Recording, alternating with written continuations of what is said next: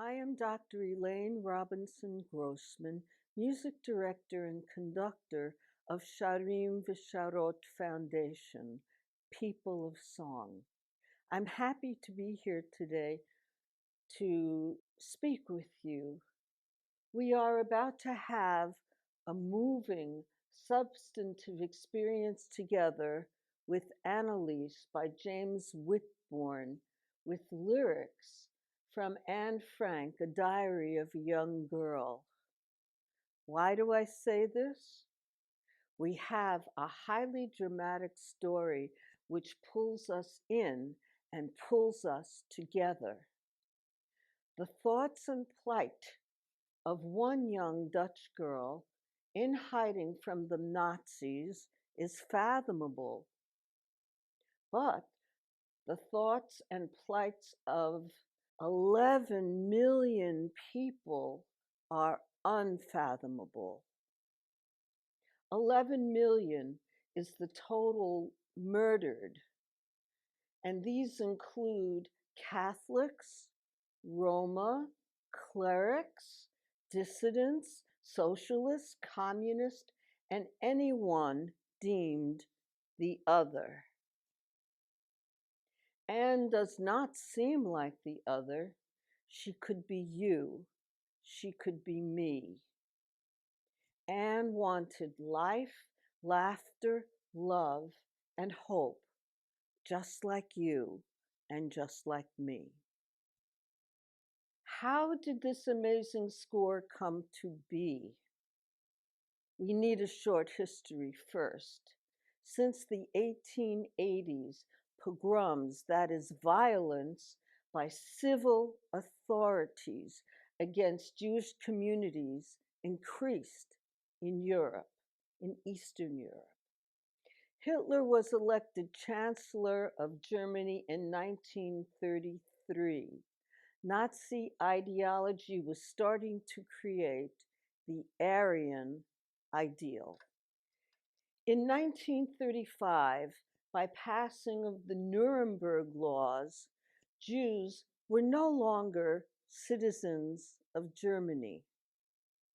From September 1, 1939 to October 1941, Germany conquered Poland, Denmark, Norway, Holland, Belgium, France, Russia, Greece, and Yugoslavia. Jews were required to wear yellow star badges in public, to leave public educational institutions, to abandon their businesses and leave their jobs, to be deported to ghettos and killing centers in Eastern Europe. Anne Frank and her family lived under these circumstances. Annelise was commissioned by two organizations: the Jewish Music Institute, an independent arts program based at the University of London, which supports the study, performance, and commission of music of the Jewish people, and by the Mostar Cooperative, which is named after the city of Mostar, which developed in the 15th and 16th centuries as an Ottoman frontier. In this region, the Roman Catholic Croats with their Western European culture, Eastern Orthodox Serbs with their elements of Byzantine culture, and Sephardic Jews continued to live together with Bosniak Muslims for more than 4 centuries. Mostar was a symbol of tolerance till the Balkan War in the 1990s, and now it is again. For the first performance of Annelise, 3 movements with orchestra occurred in 2005 for the National Holocaust Commemoration in England. On November 1, 2005, with Resolution 60/7 the United Nations not only established January 27 as International Holocaust Day of Commemoration in memory of victims of the Holocaust, it also rejected any form of Holocaust denial and set forward educational programs to prevent future genocide. January 7 was chosen because it is the day upon which Allied soldiers liberated Auschwitz in 1945. In early performances, concerts have been introduced by people who knew Anne, such as Anne's childhood friend, Annelies Goslar, and Anne's cousin, Baron Buddy Elias. Usually, Annelise is performed for commemorations of Kristallnacht, International Holocaust Remembrance Day, Yom HaShoah, or as was the case in 2009 at The Hague for the 80th anniversary of Anne's birthday. Such commemorations are hugely important. Soon there will be no one to say, I am a survivor, or I liberated the camps, or I knew a survivor, as I did, or I knew a liberator, as I did. This is to say, Anne was a real person. The Holocaust really happened. We must be the ones to step forward so atrocities never recur. What can we learn from the story? Anne summarizes for us common experiences in the ghettos and the camps. First, why is Anne, who was born in Frankfurt, Germany, hiding in Amsterdam? The Frank family fled the Nazis for the first time from Germany when Anne was 4 years old. Jews could leave Germany because they were no longer citizens. They were free to leave Germany, but quotas in other countries, including ours, kept Jews out. Before World War II, quotas for incoming Jews to the USA were never filled. Paperwork was extensive and had to be perfect. Immigrants needed an American sponsor and resources to live on for several years. In June 1938, almost 140,000 German Jews were put onto the U.S. immigration waiting list without a full intake of the quota, and Hungarian Jews faced a 40-year waiting list. In June 1939, the quota of 27,330 Jews was filled for the very first time since 1930, and more than 300,000 Jews were waitlisted. A Gallup poll taken on November 24 to 25, 1938, only 2 weeks after Kristallnacht, November 9 and 10, asked Americans, should we allow a larger number of Jewish exiles from Germany to come and live in the United States? 72% responded no. Otto Frank tried to get himself and his family into the United States. Many Jews at the time in America felt there was a conspiracy to keep Jews out. Remember the SS St. Louis under a German flag with a German captain sailed to the United States and was denied docking privilege after it had already been approved.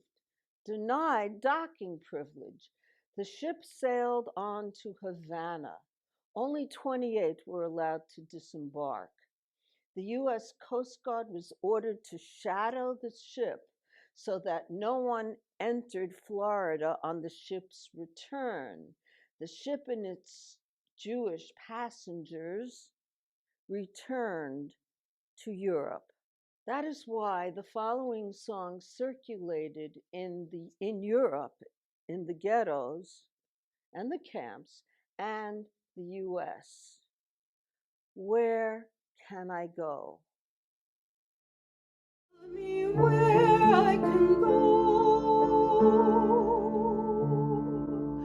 There's no place I can see. Where to go, where to go.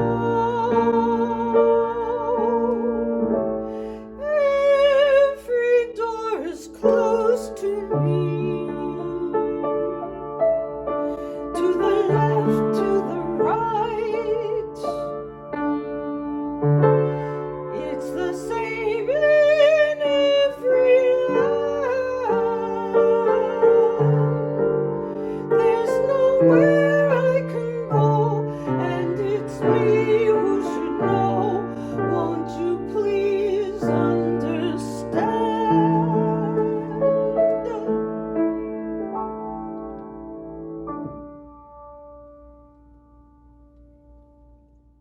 Ghettos and camps were organized by Jews with the belief that liberation would come and life would go on. Clandestine classes in various subjects for all children and adults were ongoing. One could study languages, mathematics, sciences, literature, poetry, and theater. There were theater clubs and poetry clubs. There were performances. There were poetry readings. Music was used as a tool for hope, resistance, courage, prayer, and communication continued during this period. Our next song is remarkable. It is the Hymn of Youth, Jugendhymn, written by partisan Shmerka Kaczynski. The song was sung before every meeting of Jewish youth groups. Singing this song, the Paper Brigade, the boys of the Jewish Vilna ghetto, lined up in neat rows of two and marched in and out of the ghetto to their Nazi-assigned tasks. But the Nazis never knew of their daring pursuits. Marching in straight lines the way Germans like to see the boys march, they smuggled books, food, maps, medicines, and more back into the ghetto. Unser Lied ist voll mit Treue, dreist ist unser munter Gang. Gott der Säune steht dein Treue, stürmt jung und mit Gesang. Jung ist jeder, wer es will, nur Juden haben kein Badeit. Alte kennen euch sein Kinder von einer neuen freie Zeit. Our song is filled with sorrow, but our courage makes us strong. Though the foe may strike tomorrow, we sing as we march along. Young is every one of us who wills it. Years don't really mean a thing. All of us can be just like children in a newer, freer spring. Next, the Auschwitz tango reminds me of Anne. The text is by an anonymous 12-year-old Polish Jewish girl. She just wanted things to be the way they were before the war, before the ghettos, before the camps. The music was set to an existing melody, and this was very common. People took existing melodies and wrote their own words. People heard the words, memorized them, and the melodies spread.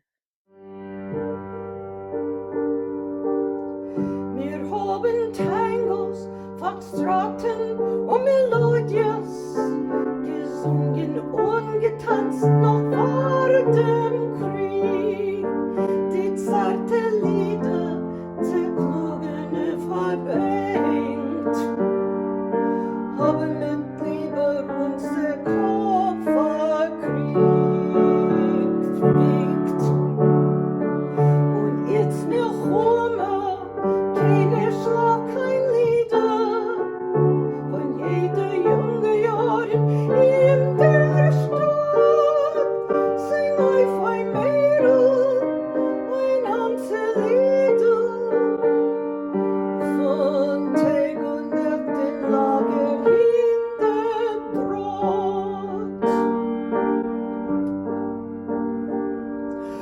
Unser Sklaventango und ich komm vom Schläger und ich Sklaventango von der Oceans im Lager Strahlen nicht spielen von die Welt der Chayes Euer auf die Freiheit und die Zeit die Freie.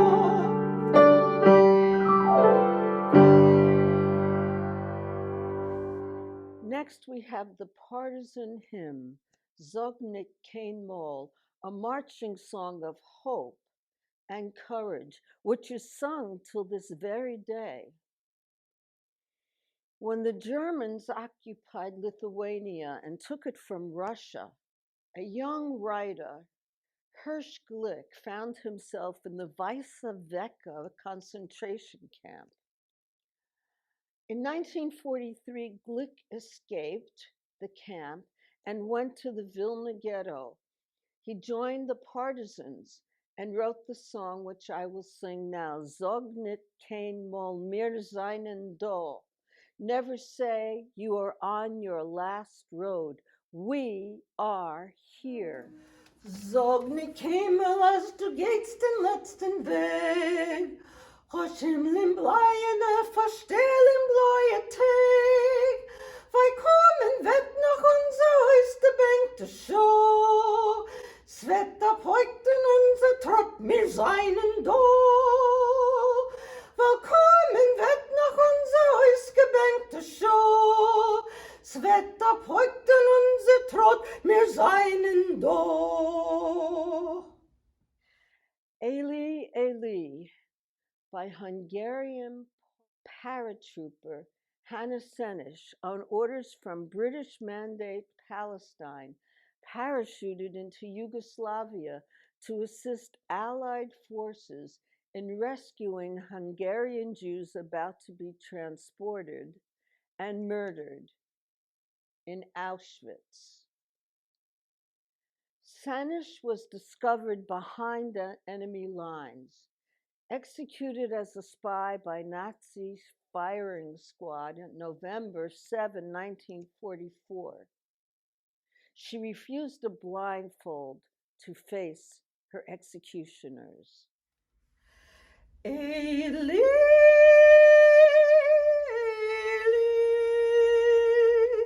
שלא ייגמר העולם, החול והים, רשרוש של המים, ברק השמיים,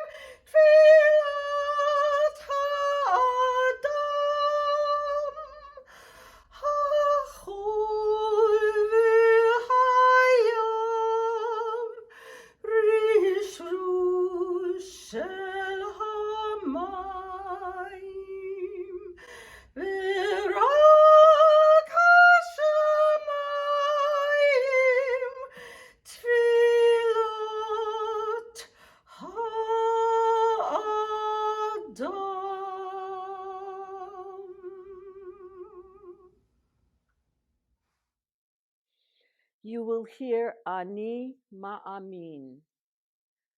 This is the song that was sung at Auschwitz and Bergen-Belsen on the march to the crematorium, where Anne Frank and her sister Margot now remain for eternity.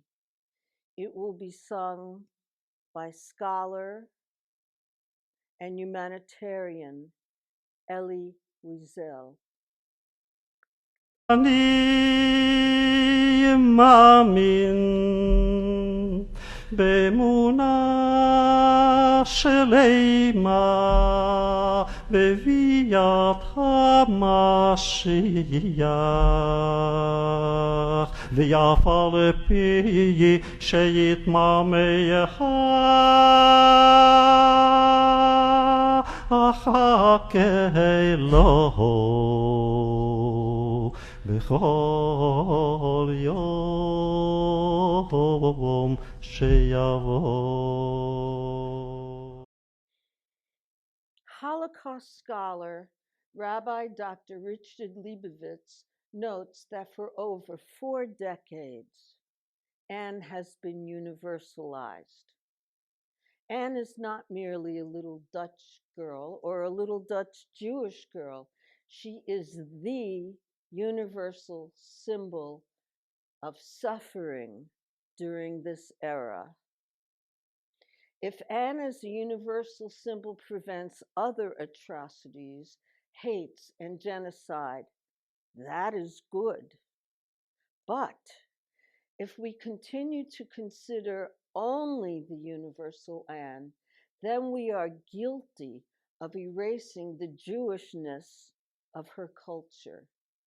This was exactly the Nazi goal, to erase memory of non-Aryan cultures. So let us note that Anne's diary was her confidant more than her sister Margot or her parents. She called the diary Kitty. The diary was a young girl's bubble, and inside it, she was protected.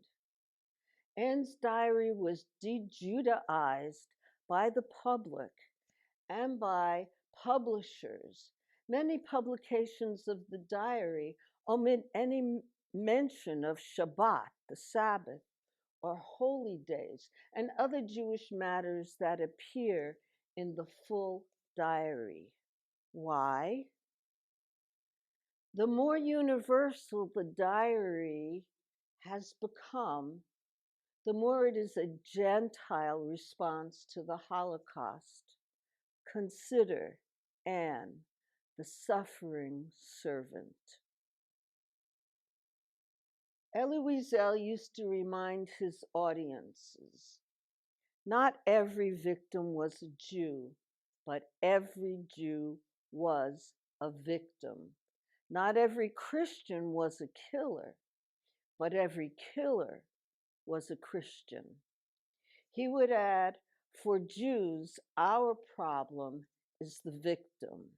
For Gentiles, for Christians, the problem is the killers. For me personally, when I, Elayne, am asked, how did God let this happen? My reply is, how did people let this happen? I believe that composer James Whitbourn would have the same answer to this complicated question. He understands the historical period well, and here is how he draws us to that time and that place.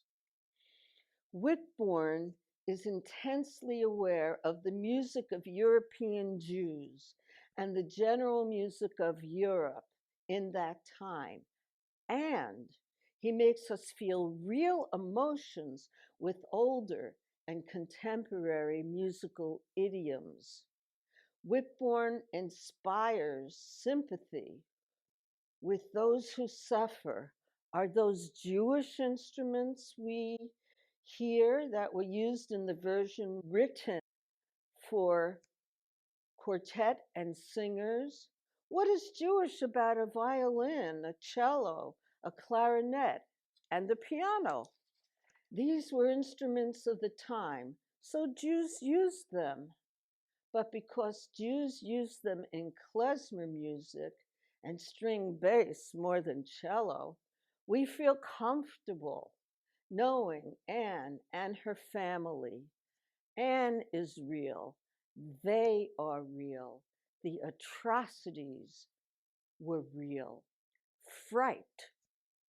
In the two attic scenes, we feel as if we are in the hideout ourselves. Upon hearing the first break in, I could feel the hairs on my arms stand up.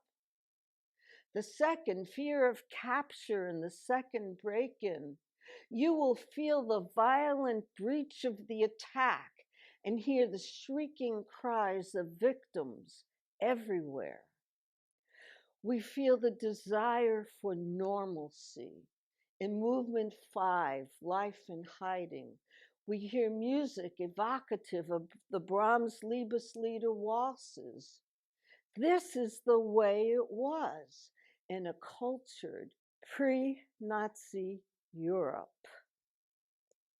Brahms soothes. We hear hymns of courage and prayer to which listeners can relate. They sound familiar. We feel longing in the same movement, a Tin Pan Alley kind of song, just like the 12-year-old Polish Jewish girl in Auschwitz. Why can't things be the way they were? What might be shocking is the composer's use of Latin. Kyrie eleison, a part of Western and Eastern Christian liturgies. Lord, have mercy upon us. Prisoners in Theresienstadt, the camp which the Germans allowed the Red Cross to visit and promoted as a place of culture, allowed several staged performances of the Verdi Requiem in Latin. Why did they do this? Why did the Jews want to do this? Just so that they could face their accusers, face their torturers, and sing, Dies irae, dies ira. The day of judgment is coming. Conductor Raphael Schechter told his singers, told his performers, look them in the eye when you sing. Look at them. For the Requiem, the Verdi Requiem, vocal and instrumental parts were written out by hand with great difficulty from the one score smuggled into Terezin. Parts were transcribed by memory and by hand. Performers changed day by day as the prisoner musicians were sent to the death camps. Yet, with these great difficulties, performances continued because the prisoners wanted to face their tormentors. Therefore, Latin excerpted from the Mass is welcome to me. Perhaps Whitbourn is aware of its use in Terezin. He certainly understands that if he continued the Latin prayer to its second line, Christe eleison, Kyrie eleison, Christe eleison, this would be going too far for Jewish audiences. Perhaps Latin is used here to foster hope and prayers for a better future. Feeling forlorn, another emotion. In movement 10, devastation of the outside world, we hear the drones of airplane engines as they bomb Amsterdam. We hear the residents as they look out the windows and saw the sadness. We feel the sadness and worry in the injured, the homeless, the helpless.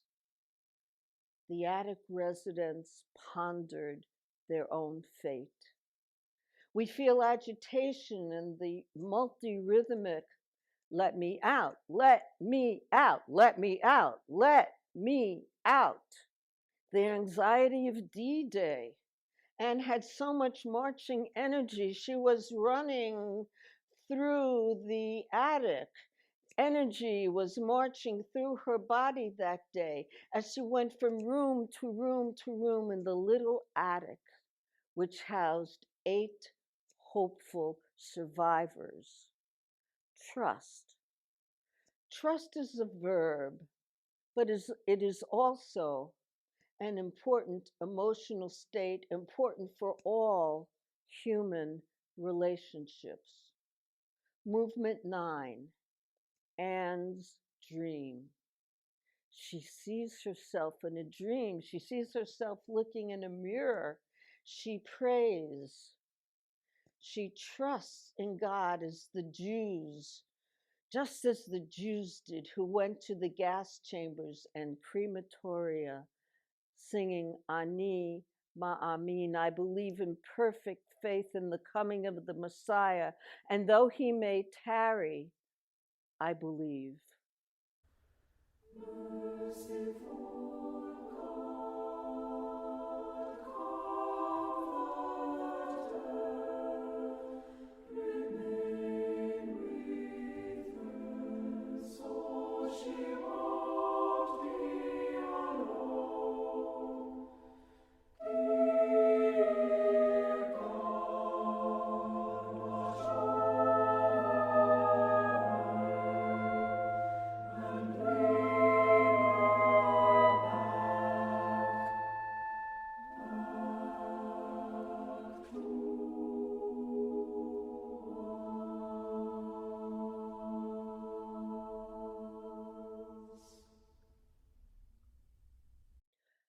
We pray to a merciful God because we cannot fathom otherwise. We cannot succumb to suffering or it will envelop us. Listen to Anne's prayer in her own words. Merciful God, comfort her. Remain with her so she won't be alone. Dear God, watch over her and bring her back to us. This prayer is composed with Jewish liturgical musical components. The use of the synagogue scale, Ahava Rabbah, with abundant love. Let me demonstrate this scale for you with a prayer that is recited daily. Kadosh, Kadosh, Kadosh. Holy, holy, holy. Kadosh, Kadosh, Kadosh. Adon Shem Tzivaot. Melokol haaretz kivodo. And then prayer usually continues as many simple chants using the flattened 2nd degree of the scale and the flattened 7th degree of the scale. Baruch atah Hashem Elokeinu. Do do do do do do do do do do do do do. And this idiom is part of Anne's prayer because it is part of her humanity. It is part of her soul. Hope is heard in movement 12, hope of liberation and spring awakening. We hear a march. The movement is marked martial. This is D-Day and the beginning of liberation, the marching of the partisans and allied armies. Anne wrote, trust in God. When I pray for her, I pray for all those in need. When I look at the sky, I feel everything will change. Look fearlessly with hope. As I conclude, I must refer to the wisdom of Psalm 1. Happy are those who have not followed the counsel of the wicked, or taken the path of sinners, or joined in the company of the insolent. Rather, the teaching of the Lord is their delight, and they utter that teaching day and night. They are like a tree planted beside streams of water. Whatever they do thrives. Not so the wicked. Rather, they are like chaff that the wind blows away. Therefore, the wicked will not survive judgment, nor will the sinners in the assembly of the righteous. For the Lord cherishes the way of the righteous, but the way of the wicked is doomed. The Power of Holocaust Studies and Anne Frank, The Diary of a Young Girl, and Annelise resonates after all these years. New work on the subject is still being written and composed. I hope it continues. May we work together incessantly, day and night, for the good of all humanity, fearlessly and with hope. I thank the brilliant composer, James Whitbourn, for bringing us all to the universal Anne.